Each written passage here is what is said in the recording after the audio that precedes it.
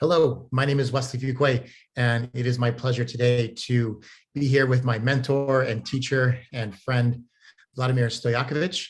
And we're going to be talking about his methods called Satori protocol. And we'll be digging in to the nuances of what this is, who it's for, and how we can use it, and how we can use it in our lives. So Vladimir, thank you. It's a pleasure to speak with you today.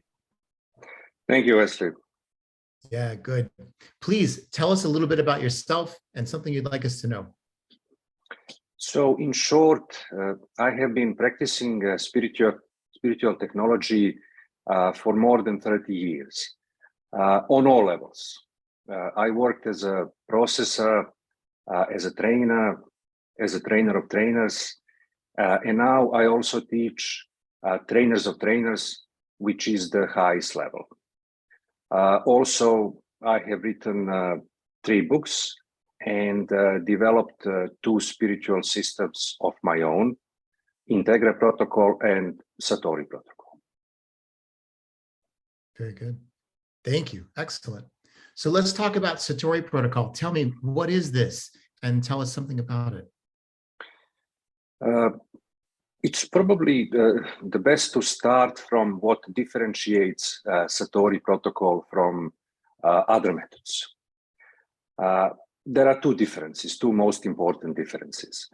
The first one is that with Satori protocol, you can bring yourself without the help of a teacher or another person into the state of enlightenment, into the state of spiritual enlightenment. How did we do that in the past? Well, people have been meditating for thousands of years with the idea to experience enlightenment. And they did not know when it will happen or whether it will happen at all. And Zen Buddhism was created in Japan. And Japanese, being very practical people, they didn't like this approach. Okay, for them, whether enlightenment will happen, that was not good enough. Okay, they wanted some certainty, and they also wanted to reduce the time needed for enlightenment to happen. And they came up with a number of ideas, and one of them was Zen sessions. So Zen sessions are periods of intensive meditation, and they can last 7 days or 14 days. There are other durations as well. And the point of Zen intensive was to experience enlightenment during that meditation. And that worked pretty good. So that was probably the first big step in ways of experiencing enlightenment. If the first step was meditation, we can say that Zen session was the next significant step. Somewhere in, I think it was 1968, if I recall correctly, American Charles Berner came up with an idea to combine Zen session approach on one side and Western therapeutical communication on the other side. And he created something that he named illumination intensive. So it's a technique that lasted 3 days. It was a group technique. It was extremely demanding, both physically and psychologically. But it was the only technique that enabled you to experience enlightenment in only 3 days with a 30% success rate. So from today's point of view, that 30% success rate may seem very low, but at that time it was revolutionary. So that was the next big step in our ability to experience that state that we call spiritual enlightenment. And then I think it was 1980, my teacher, Živorad Slavinsky, heard about enlightenment intensive, and he went first to London, and then he went later to California, became a master of intensive, as we used to call it. He brought it to my former country. At that time, it was called Yugoslavia, where it became a very popular technique. And for 10 years, Živorad was running enlightenment intensives and also teaching other people to conduct them. And after 10 years, in the beginning of the 90s, he started changing the technique a little bit. He started improving it bit by bit.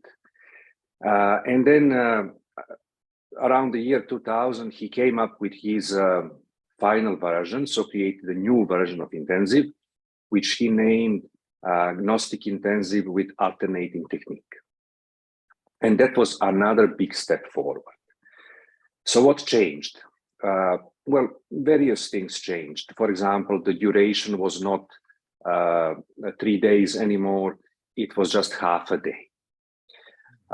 Then original intensive had like 40 different rules that we had to follow during the meditation, that reduced down to 9 rules or so. Also, it stopped being extremely physically and psychologically demanding, and actually became a very easy technique. But probably the most important change was that the success rate jumped from around 30% of the original intensive to 90% or more of this new Gnostic intensive developed by Živorad. So that was another big step forward. It became much easier to experience what we call enlightenment.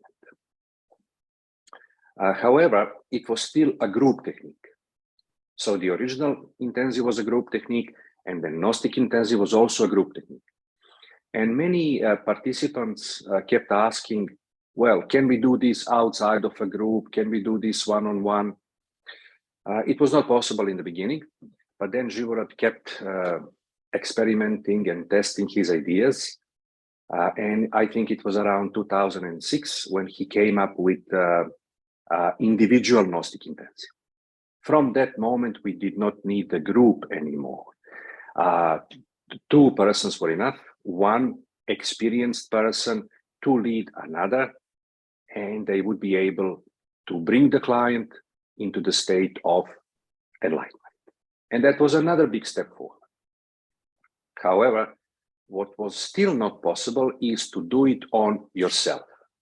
You still needed somebody more experienced to guide you and to help you get into that state. And that brings us to Satori protocol. So Satori protocol is the next step.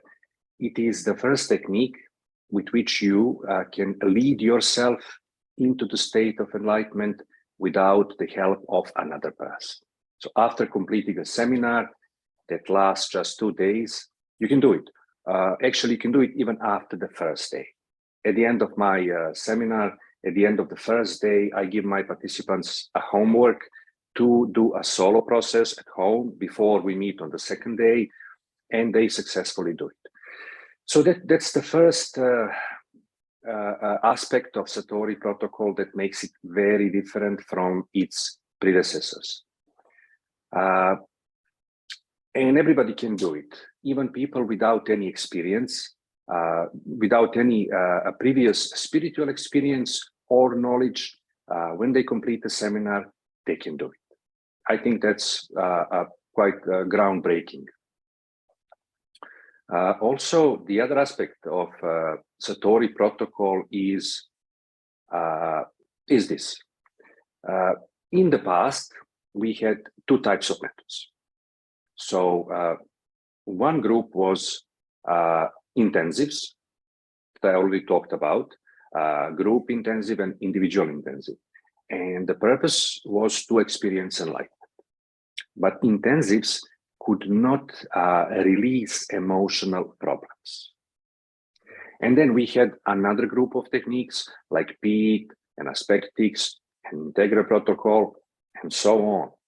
So these other methods, they were able to help you release emotional problems, but they could not bring you into the state of enlightenment.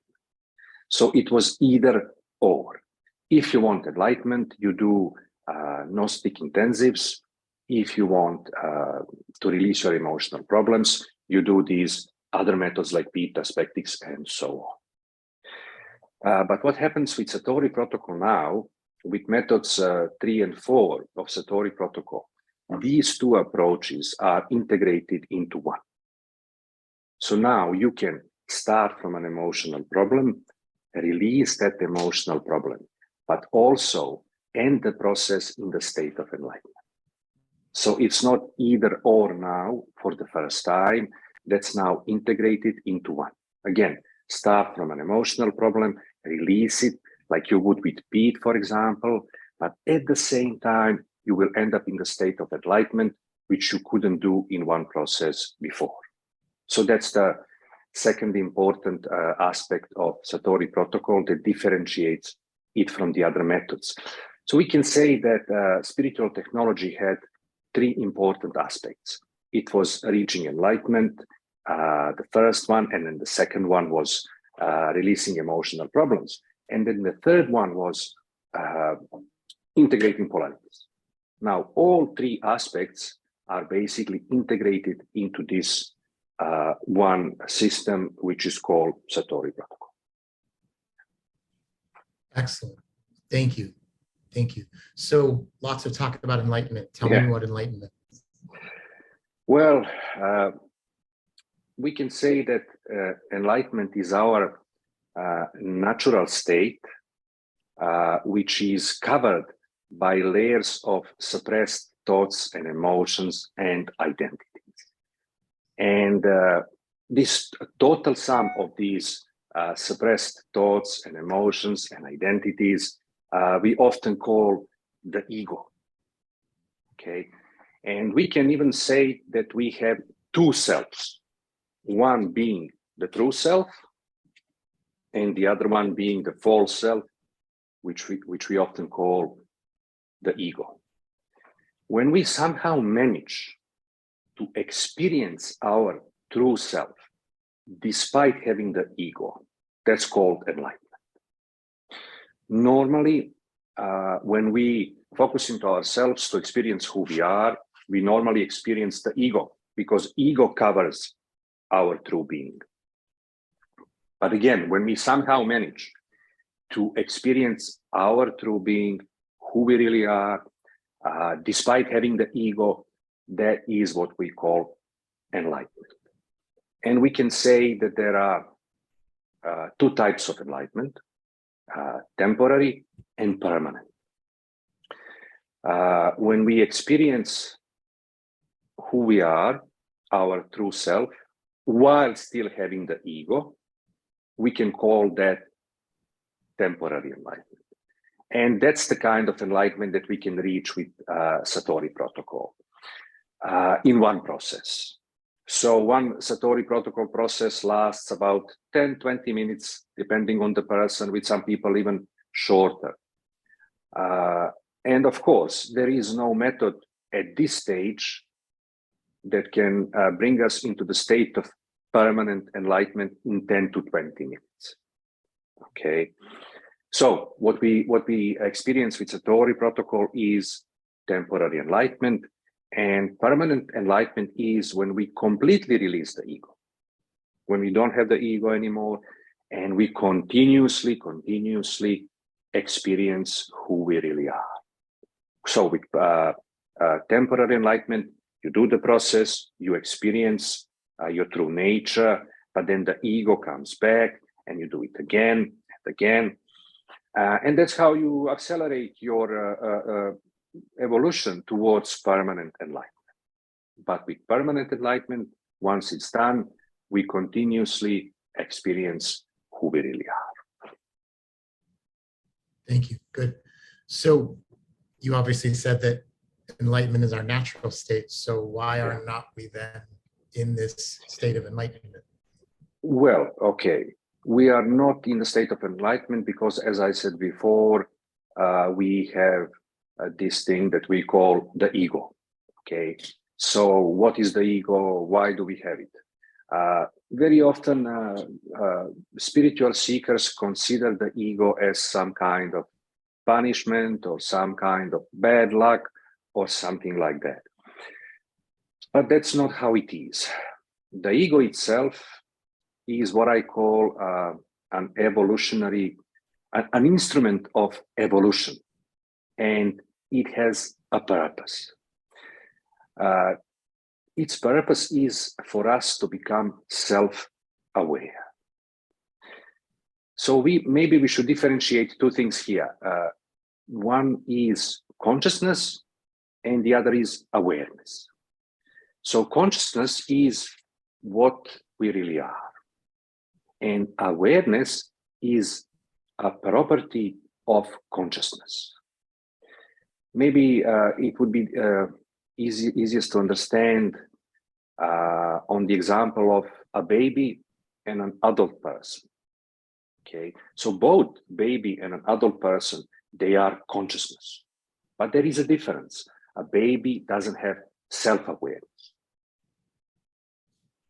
And this self-awareness that we have as adults is the result of us having the ego.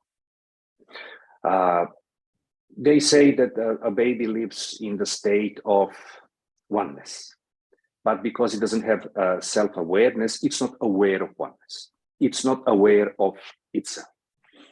To become aware of itself, this baby creates the first separation. It splits the oneness into two, into me and non-me. You know, there is this verse from Tao Te Ching, which is attributed to Lao Tzu, and it says something like, from one, the two is created, from two, 10,000 things are created. And that's exactly the description of what I'm talking about right now.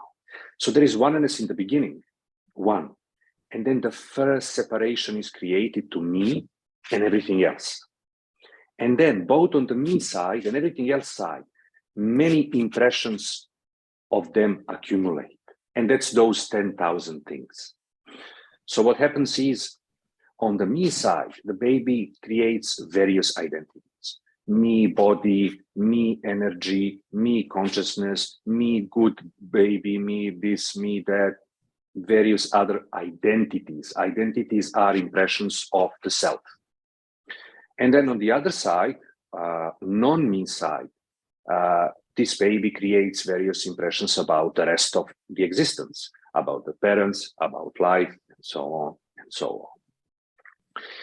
And that's how the ego is created, with the purpose of becoming aware.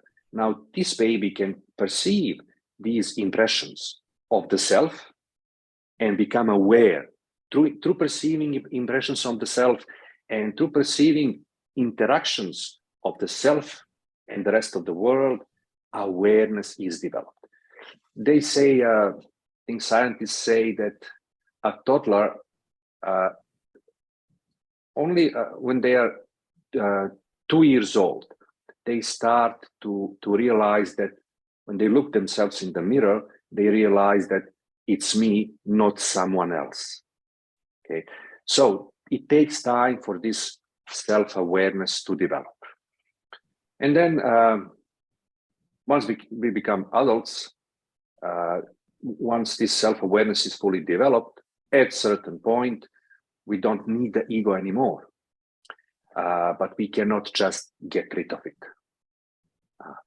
because we are identified with it. So the essence of the ego is identification, being identified with something. And we cannot get rid of it because we perceive that's me. And the ego creates at least two types of problems, because it is in nature consisting of polarities or conflicts. So it's the root is the first polarity, me and non-me. And many other polarities are developed later on that root. And because it is consisting of polarities and conflicts, it creates emotional reactions, negative emotional reactions, which we call emotional problems. That's one type of problem that the ego creates. The other type of problem is more of an existential nature. It creates existential suffering because we perceive that we are this ego, and once this ego, this entity, this body dies, it will be the end of me too. So yeah, that's what the ego is. It is simply a total sum of suppressed thoughts, emotions, identities that creates this illusion that we are a separate entity, separate from the rest of the world. So thank you. So what does the ego then consist of? Yeah, the ego consists of 4 elements, as they say. They are mental images, thoughts, emotions, and body sensations. So that's all there is. And there are many thoughts, many images, emotions, and body sensations. However, what is also very important for us to understand is the ego has 2 aspects. People who read books on spirituality, they often read how for enlightenment to happen, the subject and the object have to become one. Okay, so what does that even mean? Okay, so let's talk about the subject and the object a little bit.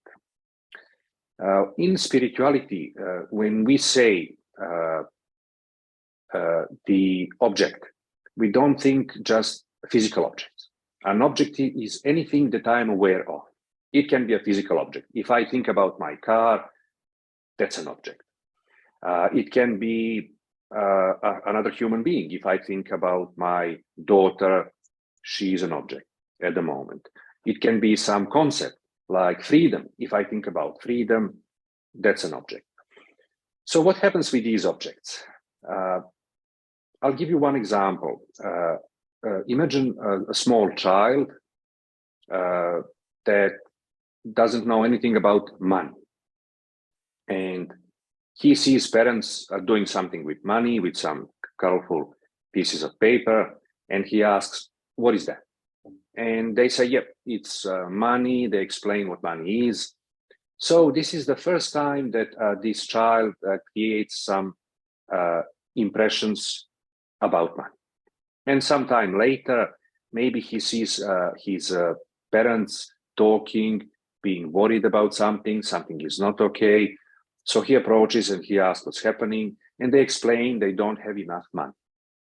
So now he's adding more impressions about money, maybe worry, maybe uncertainty, maybe fear. And sometime later, he sees some toy in the shop window, and he asks the parents for the toy. They give him money, and he buys the toy. And now he creates even more impressions about money, this time some positive impressions, maybe joy, happiness, fulfillment, and so on. And throughout his whole life, this way, he is adding more and more and more and more impressions about money. And then maybe 30 years later, when he thinks about money, these impressions come up to the surface. And he is experiencing these impressions instead of experiencing what money really is. And this is what they call illusion in the East. It's when we don't experience things as they really are. Instead, we experience our impressions about them. And this applies to every object, not just money. To every object that you can think of, that's how we function. So that's an object in spirituality, something that I created impressions about. And then there is the other side, the subject. What is the subject? Well, when I think, for example, about money, what will happen? My impressions about money will come up. Okay, money is dirty, money is necessary, various impressions about money, that's the object. But at the same time, impressions about me, identities from which I perceive money will also come up. Something like superior person, inferior person, winner, loser, able person, and so on and so on. So this duality always happens. When impressions about the object come up, also impressions about the subject will come up. And we have this duality, the subject and the object. We can also call it identity and content. Content is suppressed thoughts, emotions about the object, and identities are suppressed impressions about myself. Okay, that happens every time when we think about some object. So what needs to happen for us to experience enlightenment? We go back to that statement. In order to experience enlightenment, the subject and the object must become one. So how does that happen? In Satori protocol, you do a process. You start from an object. It could be what is life. Okay. And in the beginning of the process, first you will be releasing thoughts and emotions, suppressed impressions about life. Life is suffering, life is joy, various impressions you will be releasing about this object. And then you will be releasing also identities from which you perceive life. Maybe happy person, unhappy person, strong person, weak person, and so on. And once you release all your impressions about life on one side, the object, and then you release all your impressions about yourself, identities from which you perceive life, when there is empty on one side and when there is empty on the other side, what you're left with at the end is just me. Just me is what is spiritual enlightenment. So there is one statement from Eckhart Tolle. He said, the ultimate truth about you is not I am this or I am that, but I am. What does that mean? When he says it's not I am this or I am that, it means it's not an identity. It's not I am body, I am consciousness, I am male, I am female. Those are all identities, parts of the ego, parts of the false self. He says the ultimate truth is I am. I am is pretty much the same as just me. See, I am doesn't have I am what? There is nothing attached to I, nothing to identify with. Just I am, which is the same as just me without an identity. And sometimes people ask, so what is the difference between everyday me and just me? Well, the difference is because everyday me is always identified with something. I am body, I am consciousness, and so on and so on. And just me or I am is the moment when we are de-identified from everything. And this de-identified consciousness is what we call enlightenment. And in Satori protocol there's something which is especially important. We live in a bipolar world, and in Satori protocol we reach enlightenment through both sides of the polarity. We get de-identified from both sides. So once my teacher Živorad, he told me one joke. He said, how many Zen masters are needed to change a light bulb?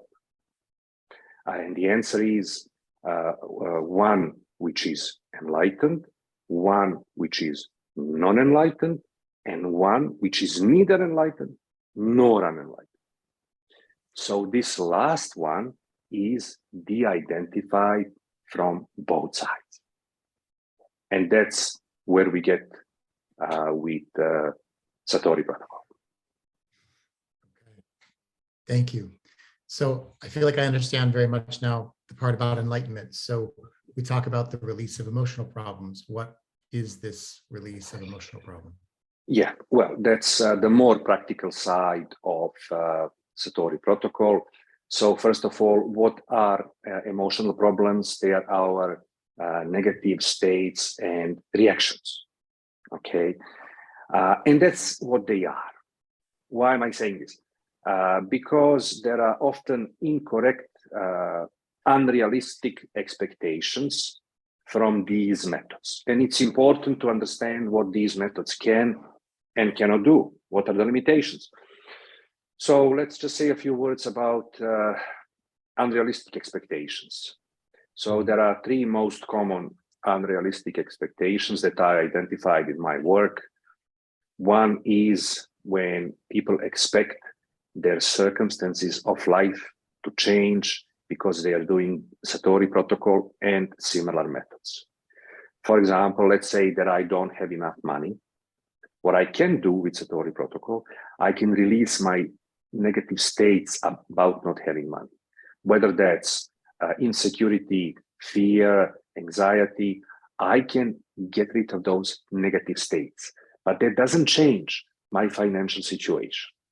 Just the fact that I did some processes on myself and that I experienced some states doesn't change by itself the circumstances. In this example, not having enough money. What I have to do, I have to earn money. I have to take action. Okay, so that's one incorrect expectation. Another one is they expect often other people to change just because they are doing processes.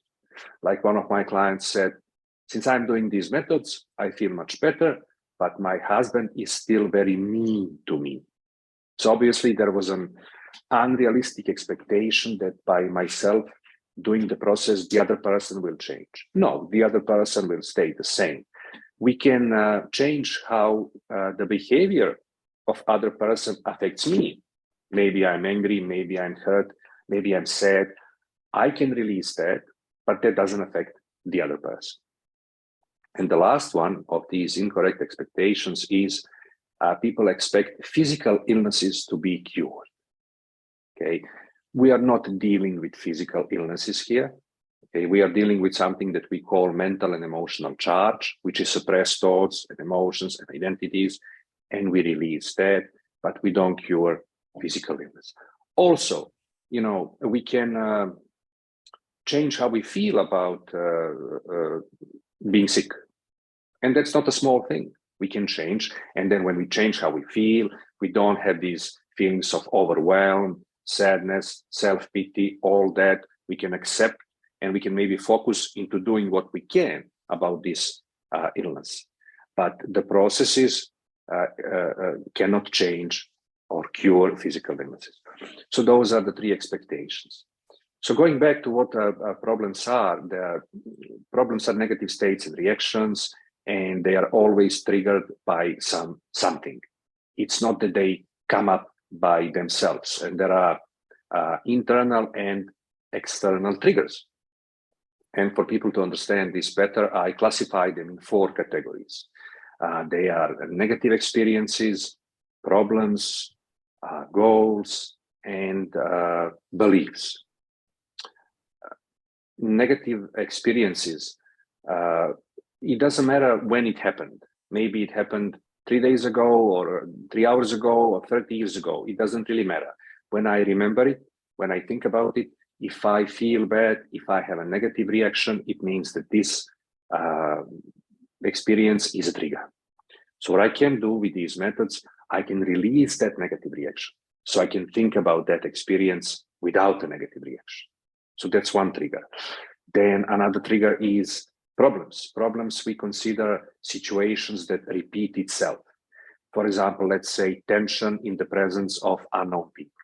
So it happened a number of times, and I know that's my problem, and I expect it to happen again. Again, when I find myself in the presence of unknown people, I will feel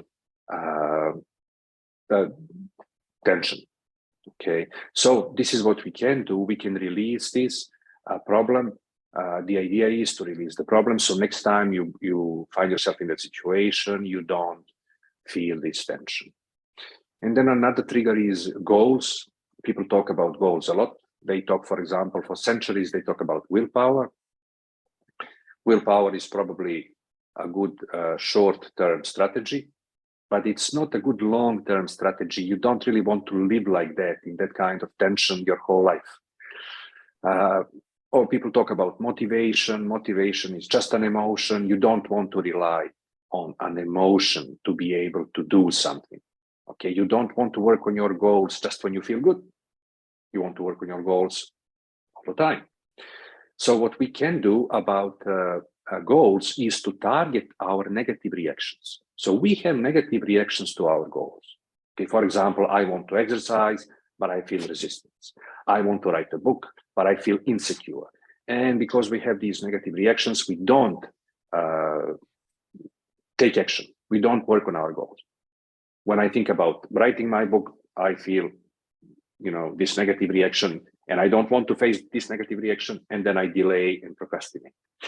So with these methods, we can target these negative reactions and release them and bring ourselves into a state, a more optimal state without a negative reaction, from which I can actually take action and do something about my goal. So that's the third trigger, goals. And the last one is beliefs. Beliefs are very important. We all have them. I'm not good enough. I don't deserve love. Everything bad always happens to me, and so on and so on. And of course, these negative beliefs also activate negative reactions, and we can apply these methods and release those negative reactions. Probably there is one important point here about beliefs. Ultimately, it doesn't really matter whether a belief is true or not true. It only matters whether it triggers a negative reaction or no. So those are the four triggers that we use, and that's in this case release of emotional problems, which means we identify a trigger and we do a process and release this negative state to disable this trigger, so it doesn't trigger any more negative states in the future. Okay, thank you. Yeah, that makes it very clear. So tell me about the benefits of the Satori protocol. Well, we can talk about benefits, about practical and spiritual benefits. So practical benefits would be quality of life. The more negative reactions, the more emotional problems you release, you feel better. So that's quality of life. Also, we talked about how our goals trigger negative reactions, and that reduces our ability to be functional. So being functional for me means ability to work on my goals. If I have many negative reactions on my goals, I procrastinate, and I'm not really functional. With these methods, I can release those negative reactions and I can be more functional and I can achieve my goals better, which is also quality of life. Also, when you know these methods, you don't have to suffer through negative states. When they happen, you use the first opportunity to do a process on yourself and to release these negative states. And I think that's a big thing. For people who don't know these methods, they just have to suffer through them. They just have to wait for them to go away. But with these methods, you can release them and you don't have to suffer. And you can also be independent. Okay, you don't have to chase help. You can do it on your own. So those are some practical benefits. And of course, there are spiritual benefits. Very simple. You are able to experience enlightenment every day. And I think that's a big thing. So I'll give you an example. So when my teacher went to attend his first enlightenment intensive to experience enlightenment in London. It lasted 3 days. It was extremely hard, and he didn't experience enlightenment. So he had to wait close to a year to go to California, and then that's when he experienced it. And now with Satori protocol, you get to experience it on your own. 15, 20 minutes is how much is needed. Okay. And by experiencing temporary enlightenment as often as possible, you actually accelerate your evolution, accelerate your path and time which is needed to ultimately reach permanent enlightenment, which is still difficult to reach, but with being able to experience temporary enlightenment every day, more than once, you certainly accelerate that path towards a permanent enlightenment, which we all want to achieve. Excellent. Thank you. Thank you, Vladimir. Thank you, Wesly.